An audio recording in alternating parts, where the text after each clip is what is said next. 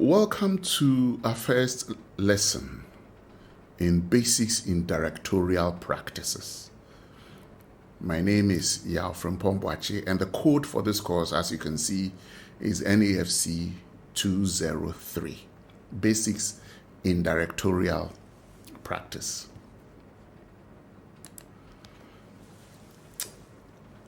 In this new semester in Basics in Directorial Practice, this means that we take what the writer has put down in words and interpret and present them in poignant pictures. So we recreate what has been created. It means that you must be prepared to provide more profound ways to give the audience their eureka moment. Welcome to thinking and hard interpretation. The course will generally be delivered in the form of classroom lectures, as we are doing right now. Now, these lectures will, however, be illustrated with films which will be analyzed to explain the topic under discussion. Now, students will be taught about the tools at their disposal to make a film, how these tools has evolved over the years, and yet set in time-tested principles on which the original approaches was built. Students will be taught to also be able to break a film down into its minutest and various sections of story, sequence, scenes, and shots, and reconstruct it again. So we'll help you to break it down and then reconstruct it. Students will be taught the tools that will enable them easily transfer information in a smooth, rational meaning from shot to shot, scene to scene, and sequence to sequence. Students will be made to understand the rationale that govern how pictures are selected and the way they are intended to be juxtaposed against each other or superimposed over each other, for it to make a stronger impact on the viewers, even as they are presented without any confusion in the flow of the meaning. Let me explain here. As a director, you go on location and collect individual pictures. Those pictures will eventually be sent to the editor to put together. You may be there, you may not be there during the period of time the editor is putting those pictures together. But you must be able to acquire, first of all, the necessary pictures for the editor to be able to use. Not just the unnecessary pictures, but the necessary pictures having the appropriate information, such that when the editor puts it together, the full story will emerge.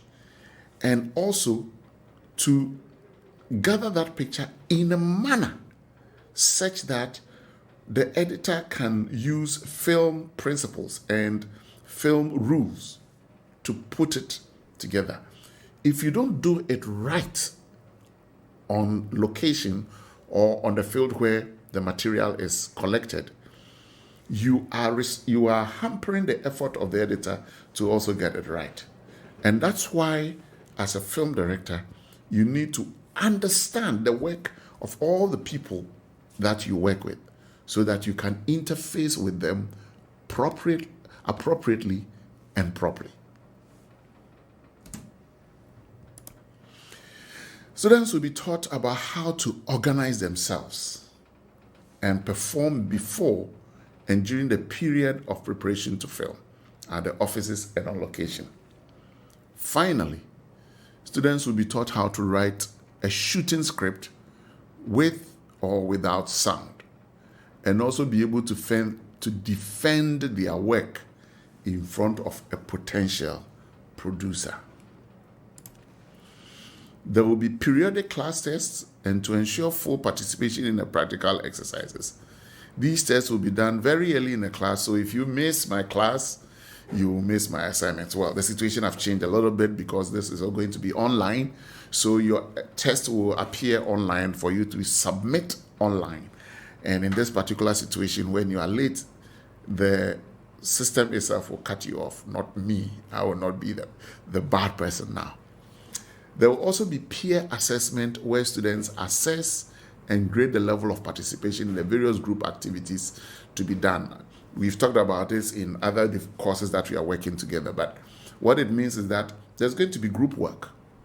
And because there are going to be group work, to ensure participation, full participation of every person in the group, you, the students in that group, will assess each other. So if you don't want your colleague student to mark you down, participate fully. Otherwise, this is going to be a one-on-one meeting with me, or a situation where they will present their marks without other people knowing about it. So they will be at liberty to grade you the way they really feel you deserve. They will not be in any way intimidated because you see what it is because you will not see what it is that they are submitting. Now, these results of assignments, class tests, and group work will constitute the continuous assessment of 30% of the marks of the student at the end of the year. The examination at the end of the semester will constitute 70% of the total annual marks of the student as far as this course is concerned. Let's look at our topics, the topics that we are going to deal with. Week 1, which is what you are going to learn today, we are going to look at the job processes of a film director. In the second week, we'll look at the evolution of the film director's tools. Week 3, we'll look at the film technique with, at this point in time, paying attention to the visual technique. So we are looking at the visual technique in the context of image sizes, camera angles, camera movement, lenses, and transitions. Then in week 4, we'll continue with the film technique, still putting emphasis on the visual technique. And this time we'll look at simple, complex, and developing shots, what they are. We'll also look at objective, subjective, and point of view shots to differentiate them from each other. Week 5, we'll continue with the film technique, but this time we are looking at the audio technique. And we are under the audio technique, we'll look at the narrative sound, the narrative form of audio, the acoustic characteristics of audio, and types and categories of audio. In week 6, we'll continue with film techniques, still on audio techniques, and this time we'll look at sound dimension in the scope of film time and film space. Week 7, we'll look at pertinence. In this pertinence, we'll look at the visual pertinence and its relation to continuity in film, physical continuity. Week 8, we'll look at pertinence again, but this time we'll look at emotional pertinence. What is it that elicits emotions in the audience? Week 9, we'll look at the shooting script. And in this case, you're looking at how to write the shooting script, writing the shooting script, going on location hunt, breaking down, scheduling, and planning, getting ready to shoot. And in week 10, we'll look at the directing the film crew and the artists, how to direct them on location. We'll look at the imaginary line, blocking, and location instructions. The instruction that a director must give to be able to get his film recorded. Okay, so now let's look at our first lesson, which is the job processes of a film director. The job processes of a film director.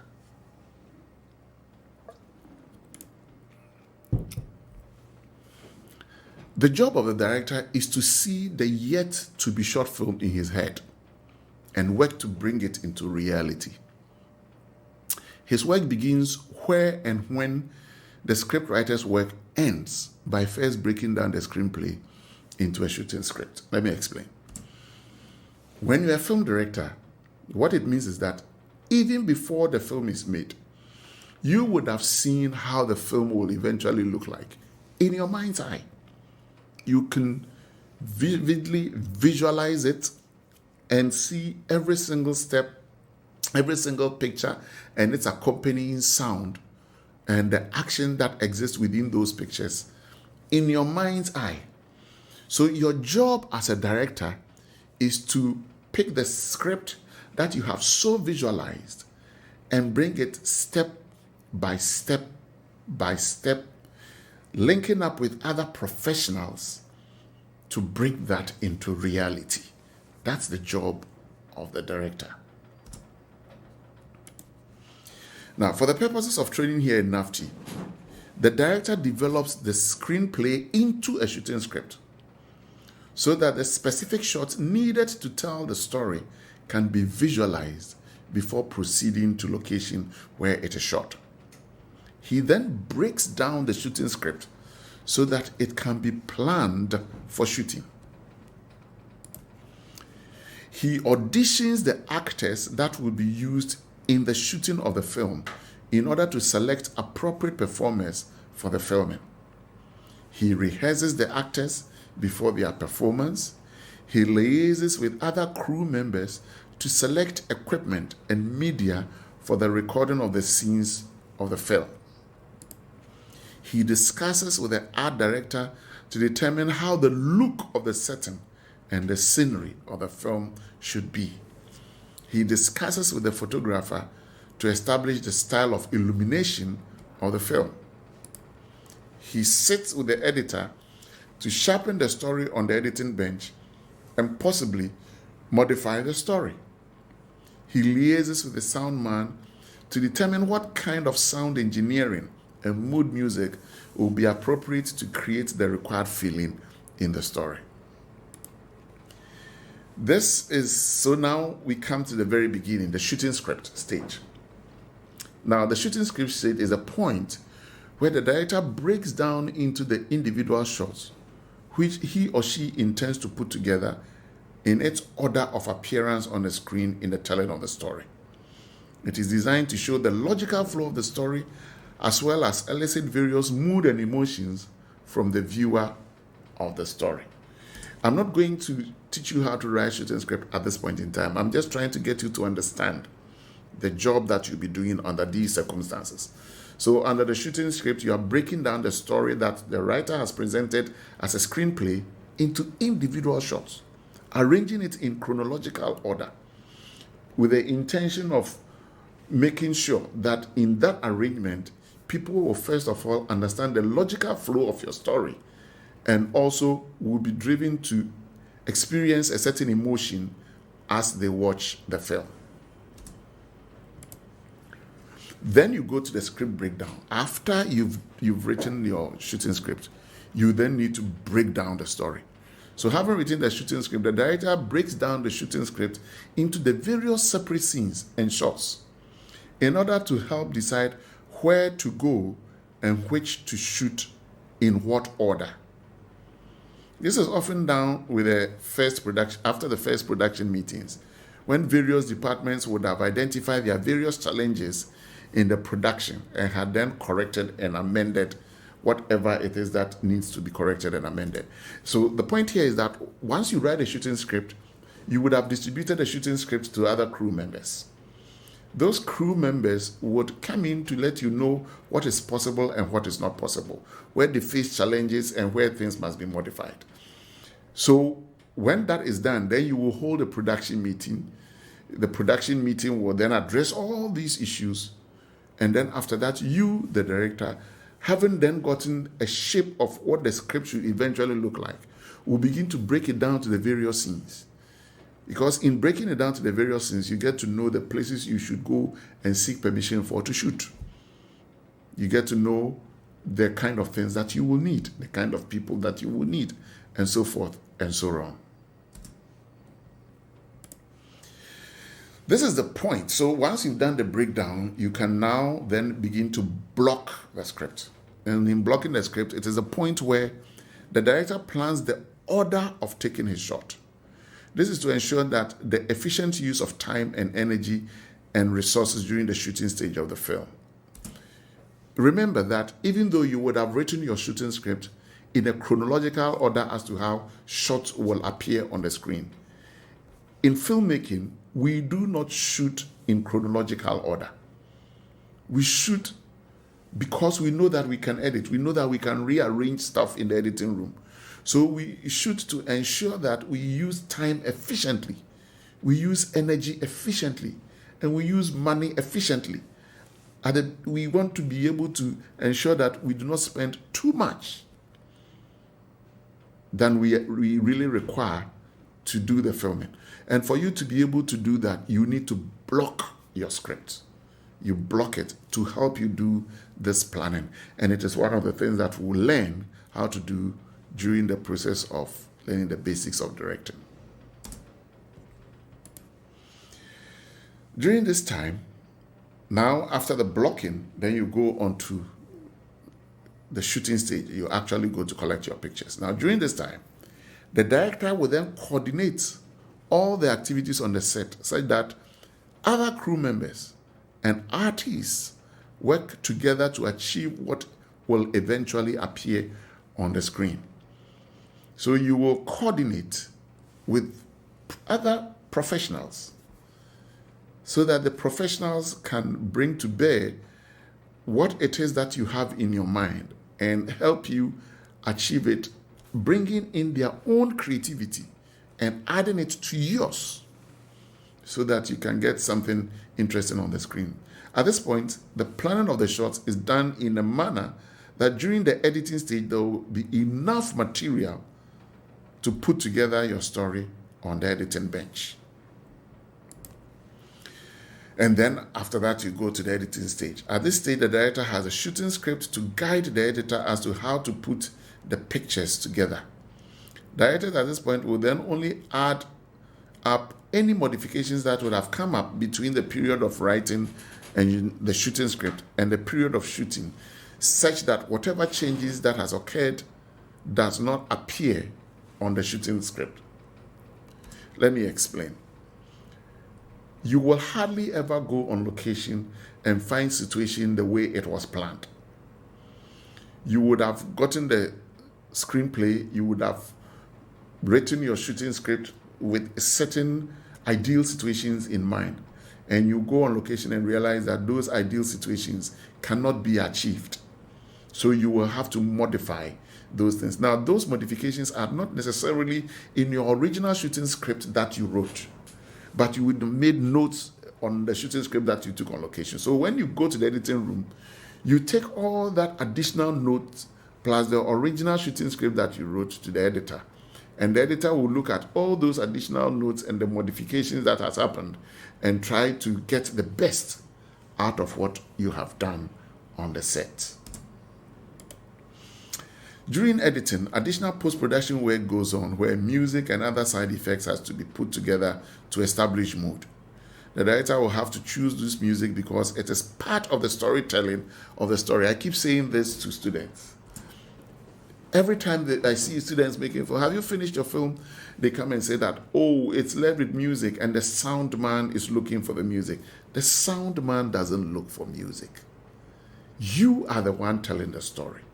You are the one who knows what kind of music can help tell the story. You are the one creating mood. You are the one who should know what kind of sound will lift the mood up. What a sound man brings to bear is to give you, first of all, good quality sound recording so that whatever it is that you want to do is audible. He brings his know-how to mix the various sound that you are putting on the film and mix it together so that each of them, though mixed, is also distinct and identifiable. And then he selects or creates sound that cannot be attained on location for you. Sound effects that cannot be created on location. That's where you get the Foley artist and all those coming in. That's the job of a sound man. You don't burden the sound man with storytelling as well. That storytelling business is yours as a director. So note, the selection of music is not the responsibility of the sound man. The sound man's job is to provide high quality recording and other sound needed to establish appropriate ambience. Let's look at the major film departments that and the director sector. I just want you to understand that in making a film, there are some basic departments that you will deal with. In fact, In other film industries, the departments may be bigger, but there are some industries that no matter how big or how small, you will have to find people from those areas to help work with you. And so we are looking at those departments and how the director interfaces with the people in those departments. So generally, there are 7 departments or 6 departments that the director will often interface with before a film comes to an end. The production department, the artistic or directing department, the photography department, the sound department, the art direction department, the editing department, and the general post-production department, which very often comes back to meet the sound department, but very often also meet other people, special effects, and so forth and so on. And that's why I've also categorized it as a whole department by itself. This is often the hierarchical structure of any film serial sector. Now, this structure that we have here may not be found in every film structure. This is typical of a structure where it's a big company which works solely in film. So it is not just a production unit, it is also an organogram for a company. So very often in a situation like that, you have an executive producer sitting at the very top. When it is reduced to a specific production, you may not necessarily find an executive producer. The boss is then the producer. At the bottom of it all is that as a filmmaking structure, the one at the top is always the producer. Now, the producer can have several names. When you have an organization where it is solely a film production unit and they have many films going at the same time, then you have an executive producer supervising the many productions. But for each production that is going on, the boss is the producer. And under the producer, you get people like location manager, the casting director, the production manager working for them. The director is employed by the producer, but then the director becomes the head of the artistic situation once he's been employed. And immediately working with the director is the first and second assistant directors and also other workers that we'll talk about in the process of this discussion. Then under the director, he liaises with the photography department, with the director of photography, the sound designer, the production designer, and the editor. So that's generally how the structure is. But in other complex film industry, you get to find many more departments. But this is the basic structure of a film production company. Not a film production unit crew, but company. So now let's look at the executive producer and the work he does and how he interfaces with the director. Now, the executive producer is often the overall boss of a film production company. He's not necessarily the money bag, but he controls the purse of the production. He's the link between any person or institution that is financing the film. So a film is a business entity. And there may be somebody who has no idea whatsoever in filmmaking, but he only knows that filmmaking can make him money and is prepared to invest in it. Such a person may not be actively involved whatsoever in the making of the film. All he wants is a product that comes out, that sells, that makes money for him so that he can continue to invest. And so very often he will then look for somebody who understands the industry and give that money to that person to get him a product that will make him more profit. And that person is the one you refer to as the executive producer. So he's not the money bag, but he controls the purse of the production. And because of that, he's in charge of budgeting for the production.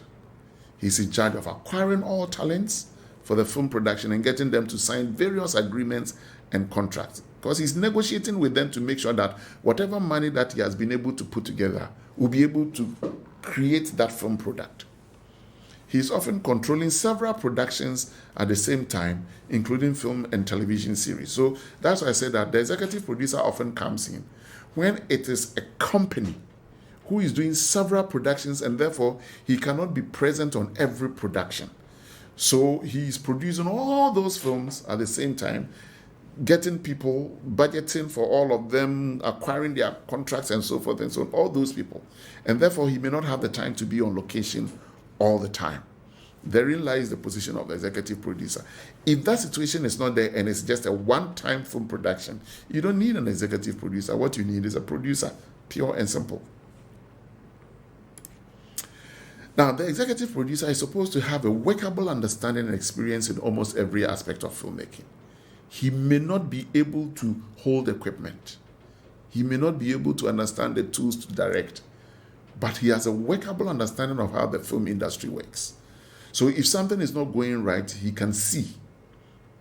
He's just like a coach who can play soccer, but if the player is not playing well, he'll be able to tell and direct him to play well. That's what an executive producer is. He's also supposed to understand the pulse of the public to appreciate at any point in time what film will be successful and appealing to the public. So not only does the executive producer understand filmmaking, he's also a businessman. He understands how the public think at any point in time for him to appreciate what it is that the public will want to watch at any point in time. So he directs his energies with the money that he's got to produce films that will be appealing to the public. Now, because the job of the executive producer is diverse, it is possible that the executive producer may have little or even no idea about the processes of filmmaking. Whatever the shortcomings of the executive producer, his main credentials is the fact that he has access to the money bag and has good negotiation skills. Very often, immediately supporting the executive producer is the senior producer. Again, it's just a titular position as a senior producer, because bottom line, you are also a producer. You are only a senior producer because you work in an industry. But in a similar way that a senior producer supports the executive producer, the line producer also supports the producer. So these are people whose sole job is to make sure that the people who have many things on their hand are relieved a little bit by their support. So the line producer is often the immediate assistant to the producer on a single situation production. But in an institutional situation, the senior producer assists the executive producer. Therein lies the similarity of their work. Because the executive producer is engaged in managing a number of productions at the same time, the line producer is often in charge of a particular production, assisting the producer of a particular film or a television series.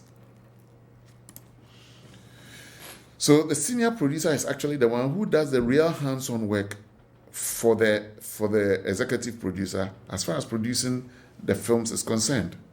He takes off most of the responsibilities of the executive producer in the sense that he's the one who comes into direct contact with the people who are making the film. So because the executive producer has many things on his hands and he needs somebody to work with him and do the hands-on thing as he spreads himself along the many jobs that is there to be done. However, the senior producer does not often deal with marketing of the film. His focus is often with the pre-production stage of the film. You must understand that it's the same with the line producer. He does not deal with the marketing of the film. The producer does that.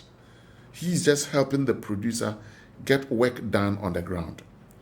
He ensures that all records are properly acquired and properly kept. He liaises between the people on the field and the executive producer. And in this case, you are talking of the senior producer. The line producer liaises between the people on the field and the producer. Then we have the associate producers. In the event of such situation, the executive producer then relies on the associate producer's expertise to get the various facets of his responsibilities effected.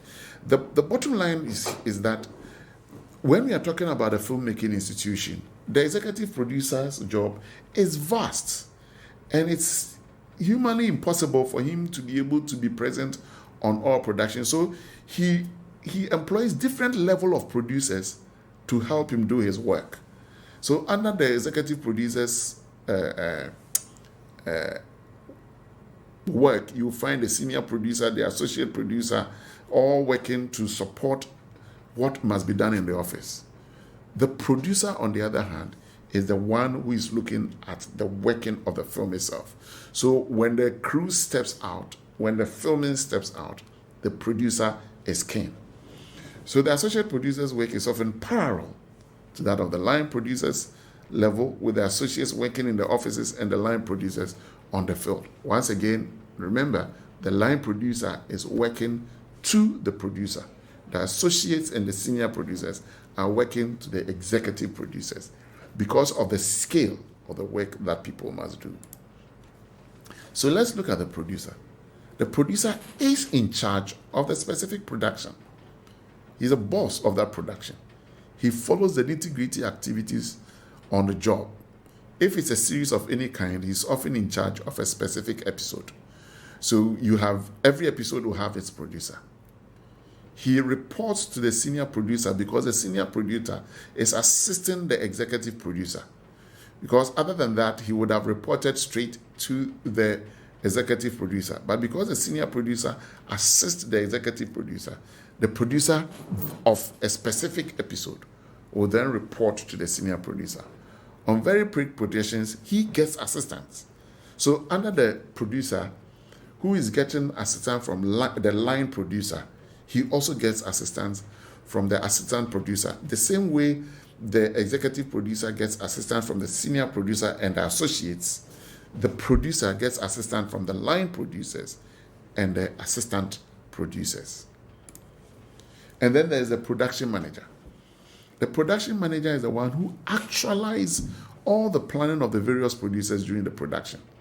He schedules time and seeks to promote the welfare of everybody on the set, as well as instill discipline in adhering to timelines of the production. So he is the one who makes sure that the oils are wheeled, people are working. Whatever the producer wants done on location, he effects it in an efficient and effective way so that the production doesn't waste or lose money. He ensures that all resources made available are judiciously used as possible. His work is often dedicated to a particular unit or episode of a film production. He reports to the producer directly. He is also assisted on the set by production assistants. Under the production manager is the cashier, who keeps trail of all money spent and document them for future accounting. All vehicles and therefore drivers on the set are under the supervision and instruction of the production manager. The work of the caterer is done under the supervision of the production manager. So you can see that everything that will help the production move is under the responsibility of the production manager. And he's doing it to support the producer, who wants to make sure that every department in the production chain gets what they are supposed to get at the time that they are supposed to get it. And even us in the process is also looking for ways to sell the film once it is made. While the actor and actress are not responsible to the production manager, their welfare and schedules, like the crew, are managed by the production manager. And that's apart from the artistic work on the set. All other requests on the set must be directed to the production manager. So I think by this time you are beginning to get a hang on how the director needs to cooperate with the producer and the production manager to be able to get his work done smoothly. Because if the production manager falters and doesn't deliver artists on time, doesn't deliver crew on time, doesn't deliver logistics on time, doesn't deliver food, transportation, whatever on time, the director is seriously hindered. And that's why the director needs to work in close proximity with these people to ensure that shooting is done in the most effective and efficient manner. Now let's look at the directing department and the people who work there. It's obviously headed by the director, and the director has an assistant director. At times you call them the unit director. And then you have the director's assistant. Now note the difference between an assistant director and director's assistant. Then there are marshals, and then there's a script girl, or continuity, very often coming from the editing department, but he comes on the set to help the director. And then, of course, the actor and the actresses. Let's look at them one after the other. Now, the director may not necessarily be in charge of all the people who work on the film set, but in his mind is the movies as it will eventually be seen on the screen, and that he instructs almost every person on the set, some directly, others indirectly, through the heads of that department, of those departments.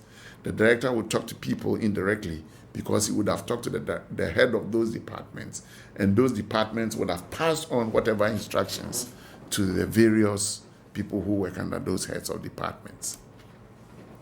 So the director takes the screenplay as has been written by the scriptwriter and break it down into various small units in terms of individual pictures and sounds. So upon putting them back together by the post-production activity, the film will come to life on the screen as originally perceived by the writer. And in this particular case, you are talking of the ideal situation where the scriptwriter is seen to have done a good job, the director agrees with him, he's interpreted it effectively, editors agree, they've also interpreted it very well, and it has come out the way the writer thought, even though it hardly ever happens like that. Therefore, the director transforms the story from words on a sheet of paper to pictures and sounds on the screen. Because of this, he's absolutely in charge of every artistic activity during shooting and can even sack the producer if he thinks the producer is interfering in his work. Isn't it interesting? The producer who employed the director can be sacked by the director, not from the film, but from the set. That's all where the director's power goes to, not beyond your set. If you do not like the producer, you can tell the producer not to come on the set, but you cannot say that the producer should not work on the film. You can't do that. That's not you don't have the power. On the flip side, the producer can fire you, the director, because he employed you. And so if you're not doing things according to what he, the producer, perceived, or something that the producer thinks can be sold, the producer can fire you as a director. That's the difference. Also, assistant director is the director's assistant. Now, the director's assistant see to the personal needs of the director on the set, and at times even off it. On very large productions, the director's attention may be needed in several areas, so he's helped with his logistics and planning as well as his personal needs on the set during shooting. So the director assistant makes sure that scripts are ready for him, that maybe some coffee is ready every now and then, and things that he could not pay attention to all the time. The director's assistant makes sure that it is ready whenever he may require it at any point in time. That's different from the assistant director. Another person who assists the director on the set is a script girl or continuity. The name is gender biased because in the early stages of development of the industry, this job was often done by women, and that's why they call them script girl. These days, we don't call them script girls anymore because people from both genders get to do it. And so now we refer to them as a continuity official or continuity assistant and so forth and so on. Now, though the continuity's job is more to aid the editor and the editing process, his or her presence on the set is key in reminding the director of how shots were taken and how they were linked up with other shots when eventually put together on the editing bench. So normally the continuity person will actually make sure that when actors are saying their lines, it's according to what is in the script, and he keeps reminding them. And that when a shot ends, he takes note of how it ends and how it ties up chronologically to the next shot that will come, said that if there are any things that do not come together, he will prompt the director to ensure that the director gets it right before they move to the next shot. Now, that's the job of the continuity person. Note that the actors and actresses are not filmmakers.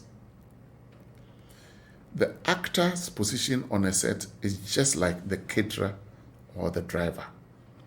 The fact that they are on the set and thus may understand the process of filmmaking does not make them filmmakers. Take note, they are actors and actresses, and that's all they are on the set. They may be very influential on the set because they are the cynosure of every eye on the set, but they are not filmmakers. And let me explain this.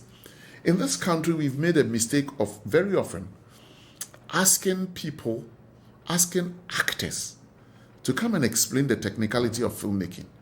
And so you find people going on air, actors going to talk about film, and they have hardly anything to say. And it ends up just being jokes. Especially if you look at some of the people coming from a section of the film industry. They believe that, they have the right to say one thing or not. I heard an actor in a discussion saying that if a director asks him to say something, he has a right to say it or not. They do not have a right to decide what to say. A script has been written. You go according to the script, period. So it's not for you, the actor, to determine the dialogue. You can determine how you will say the dialogue, but you will not determine what dialogue it is that you will say or won't say. So we need to understand that they are actors. It's a professional area by itself, but they are not filmmakers. The actresses or actor is not just is on the set just because of the film director. They do what they are told by the director, while they may suggest an approach to how a shot is taken. That suggestion is only useful in as much as the director says so. They are not supposed to give any direct instructions to any crew member on the set. The director is assisted on the set by the assistant director when it comes to the creative and artistic work. So an assistant director may supervise the placement of cameras and rehearsing of actors. He may also at times lead the work of marshals. Now, marshals are people who prompt large crowds to behave in a particular way. Now, let's look at another department, the photography. Now, under the photography, the department is headed by the director of photography. Under him works the cameraman, the camera assistants, the focus puller, the lighting technician, the clapper boy, the grip. This is a huge department as far as filmmaking is concerned, and they are all led by their director of photography. And normally, the director of photography is the one who will interface with the director on behalf of all the people listed here. So the director of photography is in charge of the photography department. He's in charge of how a picture is taken on the set and how they will eventually appear on the screen. So the director of photography oversees the operation of the camera, the lights, and all the devices that are used to support and operate the camera. Under him comes a section in charge of camera operations, lights, camera equipment, and accessories, and so forth and so on. So the cameraman, for instance, works under the DOP. And the camera is operated by the cameraman, but its placing is determined by the director through the director of photography. The cameraman uses the lenses as may be suggested by the DOP. The DOP selects the aperture and shutter speed of the camera, as well as the gels and filters for the lights and camera. He is responsible for the framing of the shot. We can now go to the sound department. The sound department is in charge of the clarity of every sound that will eventually appear on the screen in terms of its clarity. He does not select what will be recorded. That is the responsibility of the director. But once a decision is made for its recording, he's the one who ensures its clarity and quality, as well as mixing of that sound. He's also in charge of any sound, even after the production phase or the filming phase of what we call the major photography of filming. The head of the sound department is a sound engineer. He is responsible of selection of equipment needed for all the sound work. He determines the placement of equipment. If there are multiple microphones in use simultaneously, he determines when the equipment comes in use and how they are mixed for effective recording and mixing. A very complex activity. The sound engineer also determines the various levels during the recording on location and beyond location. He takes the sound as recorded on location and takes it into the laboratory for mixing and final laying of it during the editing process as well as the printing process.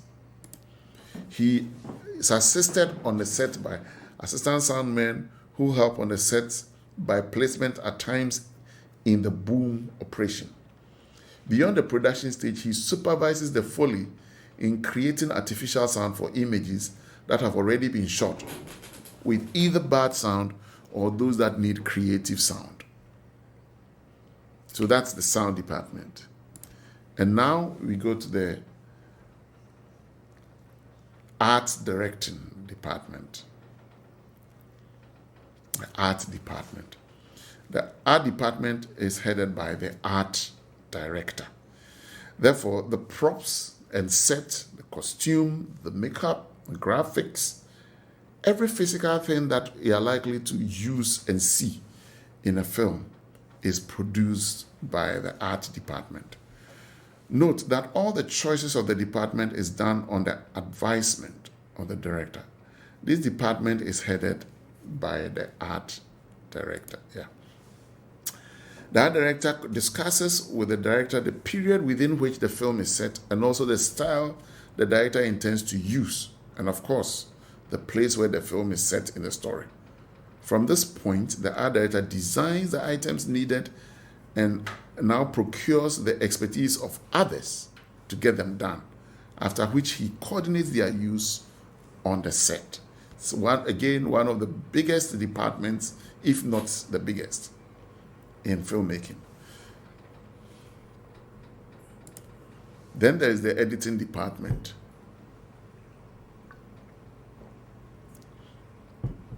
Now, during the editing stage, this is where everything comes together. Everything that has been broken into pieces from the written word into their most primary part is not at the stage where they begin to come together as one unit. Note that the editing in its fundamental form is just a first stage in which the film begins to come together. It's just one of the many processes. So, we've gone on location, we've collected pictures one at a time and in a non-chronological order. We've collected the pictures at random. We've collected sound at random. We bring all these things that we've collected at random and in its individual forms, thousands of pictures, thousands of sound. We bring it together to the editing department, and picture by picture, sound by sound, the editor pieces them all together to begin to get a coherent narrative that we can watch, understand, appreciate, and enjoy. So under that department too, there are a few people that work there. You know, the cutter, the editor, the supervising editor, and so forth and so on. That is what happens in the editing department.